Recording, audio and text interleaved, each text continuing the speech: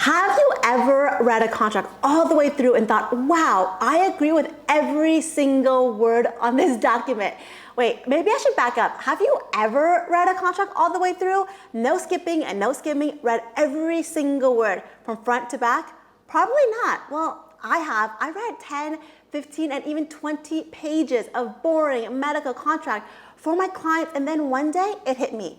Most medical professionals can save a life, but none of us know how to read a contract. Whether you're buying a car, setting up a new phone bill, signing a lease, or an employment contract, you have glanced at the fine print of the contract and said, yeah, I'm sure it's fine. It's fine. It's typical fine print. That's where you're wrong. There is no such thing as typical fine print. It is there to potentially screw you in some unforeseen, off-chance disaster that may never occur, but would really suck if it did.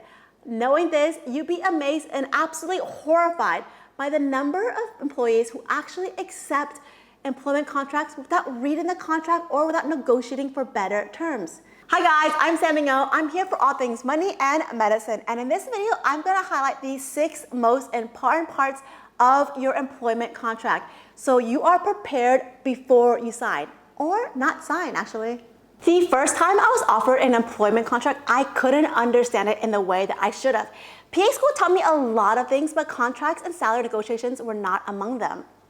I sent my contract to my lawyer friend who gave me a looks good, despite him not having any knowledge or expertise in medical contracts. So naturally I signed. I didn't know any better. Lucky for me, those off-chance disasters didn't happen, and it took me 5 years and 3 more jobs to realize what I was missing out on simply because I didn't know how to analyze my contract. Let me save you all the trouble and save you from a lot of regret. Here are my 6 non-negotiable things that must be in your employment contract before you sign. Number 1, compensation. Cash money, baby. I practice medicine to save lives, but I also do it because I need that dough to feed my hungry kids. And your compensation matters. Your compensation needs to be explicitly defined by the amount and the method of payment. Ask yourself, how will I be paid? Will you be paid salary, hourly rate, salary plus a productivity bonus, or a percentage of fees billed or collected, like an RVU? If your compensation will be based on a percentage of fees billed, make sure you specify which fees will be included in the calculation. And if you be paid an hourly rate, be sure to include the minimum required hours worked per week or month in your contract.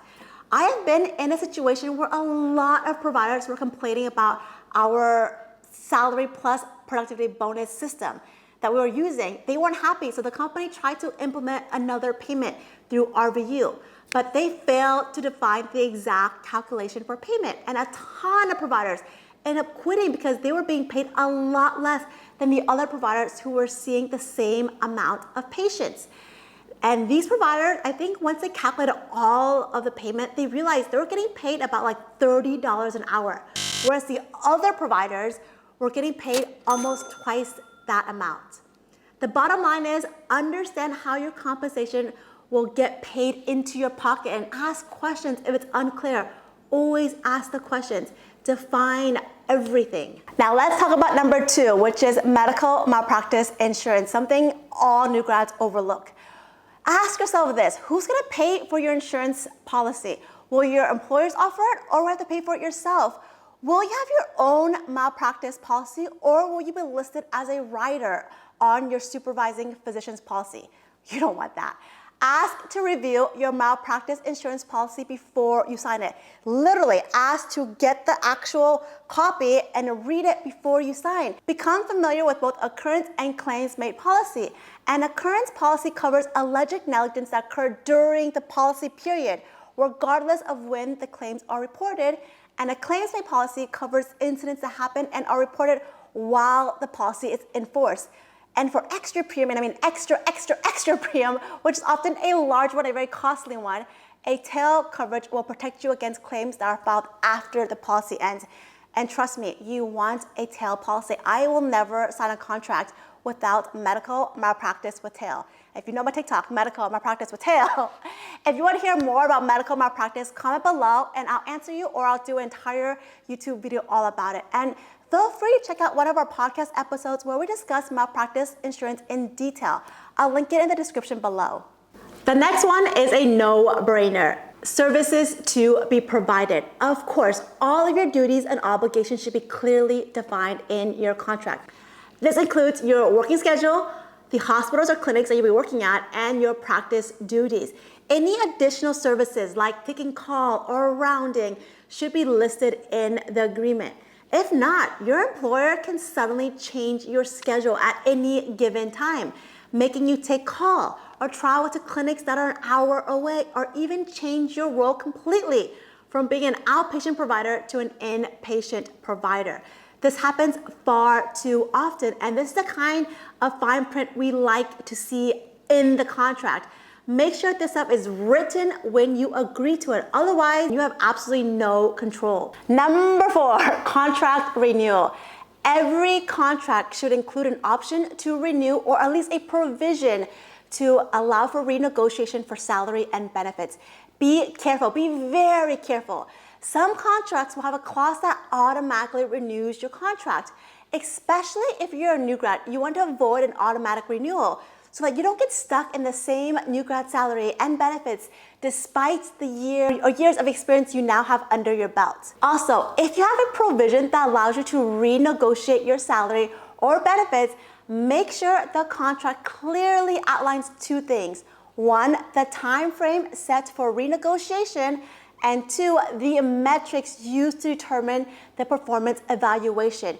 You have to be ready to justify your new salary or benefits based on your fantastic performance. But if you don't know what those metrics are for performance review, how will you know if you're meeting expectations? So make sure you read this part in your contract and have it clearly outlined.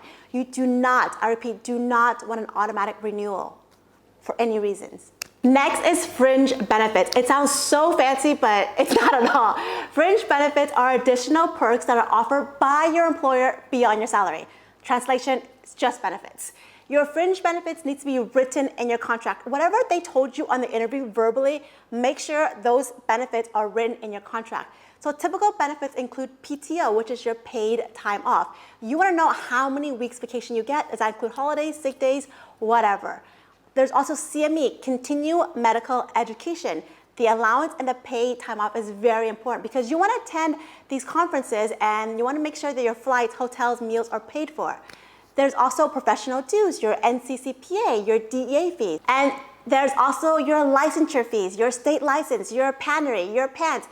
Did I say DEA? If I'm not, DEA, make sure they pay for everything, and that's included in your contract. Also, medical insurance, we talked about that, medical malpractice insurance with tail, again, with tail. There's also disability insurance, short-term disability and long-term disability. And if they offer life insurance and how much of the life insurance they cover. Also, very big that most people forget about is your retirement plan. Very important. You want to make sure you can be able to contribute to a 401k or even a simple IRA if that's what they offer. Either way, you want to make sure that these are all written in your contract because these benefits can be anywhere from $10,000 to $50,000 of additional perks. And most people focus so much on the salary, they forget how important their other benefits are. They're, I don't know, in my opinion, sometimes maybe even more important than your actual salary. Okay, the next on our list is restrictive clauses, aka a non-compete clause. A non-compete clause is a clause in your contract that prohibits you from practicing in a certain location or in a certain specialty. For example, if you work in a family medicine clinic, they may have a non-compete clause that says after you leave the practice, you cannot practice in another family medicine clinic within a 5-mile radius for 2 years. Now, that's fair because they don't want you to steal all the patients and practice next door. Makes sense. Now, if you have a non-compete clause that restricts you from practicing in any clinic within a 25-mile radius for 5 years, that's unreasonable because working in GI is different from working in a room and different from working in ortho. How can you find another job in the city if you are limited to, outside a 25-mile radius? That doesn't make sense. Next, consider hospital affiliations. If you have a non-compete that does not allow you to work in a certain hospital, then you're gonna be very limited in your next job, because consider this, how many hospitals are there really in a city?